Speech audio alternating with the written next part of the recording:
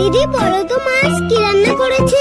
ভাই আমি জানি মা বিট্টুদের ঘরে চাল ছেড়ে দিয়েছিল আর বিট্টুর মা মাকে এতটা আটা দিয়েছে, মা ওটাই ঘটেছে। তবে দিদি আজ কয়েকটা কিন্তু আমি খাবো। না আমি খাবো। না আমি খাবো। শোন ভাই, এক কাজ করি, যে আগে ঘরে ছুটে যাবে সে কড়াইয়ের তোলাটা খাবে, ঠিক আছে? হ্যাঁ চলো ছুটি।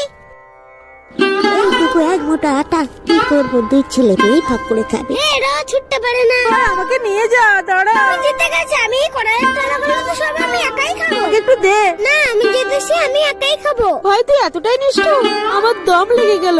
দে না, আমাকে একটু কড়াইয়ের তলাটাকে দে না ভাই, কাল তোকে আমার ভাগের থেকে দেবো। তুমি তো বলেছিলে যে আগে ঘরে পৌঁছাবে সেই কড়াইয়ের তলা খাবে, এখন তুমি আমার কাছে যাচ্ছ।